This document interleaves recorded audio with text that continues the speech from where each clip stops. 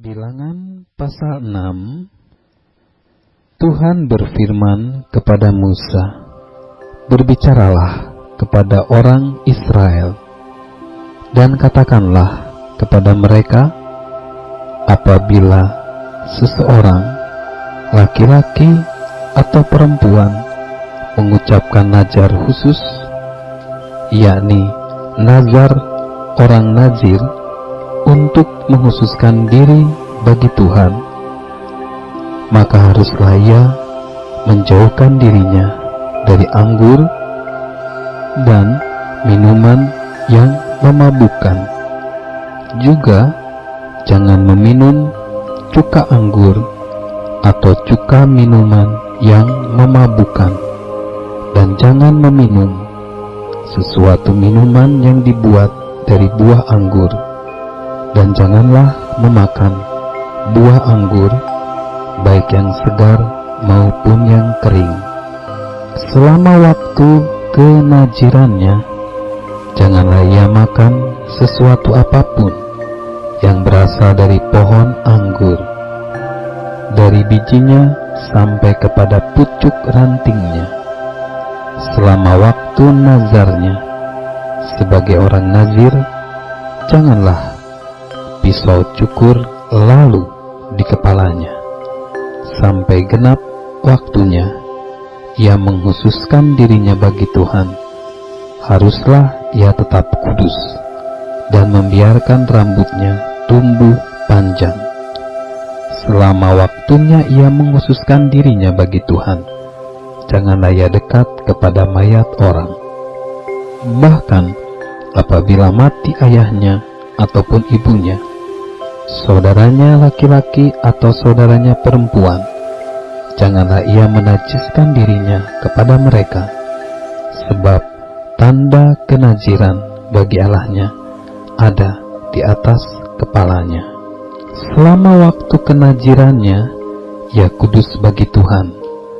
Tetapi apabila seseorang mati di dekatnya dengan sangat tiba-tiba, sehingga ia menajiskan rambut kenazirannya, maka haruslah ia mencukur rambutnya pada hari pentahirannya, yaitu pada hari yang ketujuh haruslah ia mencukurnya. Pada hari yang ke-8 haruslah ia membawa 2 ekor burung tekukur atau 2 ekor anak burung merpati kepada imam ke pintu kemah pertemuan. Maka haruslah imam mengolah yang seekor menjadi korban penghapus dosa, dan yang lain menjadi korban bakaran, dan mengadakan pendamaian bagi dia, oleh karena dia telah berdosa dengan berada dekat mayat. Pada hari itu juga ia harus menguduskan kepalanya dan menghususkan waktu kenazirannya bagi Tuhan. Ia harus membawa seekor domba jantan berumur setahun menjadi korban penebus salah. Hari-hari yang sudah lewat dianggap batal, karena rambut kenazirannya telah menjadi najis. Dan inilah hukum tentang seorang nazir. Apabila waktu kenazirannya genap, ia harus dibawa ke pintu kemah pertemuan, dan ia harus mempersembahkan sebagai persembahannya kepada Tuhan seekor domba jantan berumur setahun yang tidak bercela untuk korban bakaran, dan seekor domba betina berumur setahun yang tidak bercela untuk korban penghapus dosa, dan seekor domba jantan yang tidak bercela untuk korban keselamatan. Juga sebakul roti yang tidak beragi, yakni roti bundar dari tepung yang terbaik yang diolah dengan minyak, dan roti tipis yang tidak beragi diolesi dengan minyak, serta dengan korban sajian dan korban-korban curahannya. Lalu haruslah imam membawa semuanya itu ke hadapan Tuhan dan mengolah korban penghapus dosa dan korban bakarannya.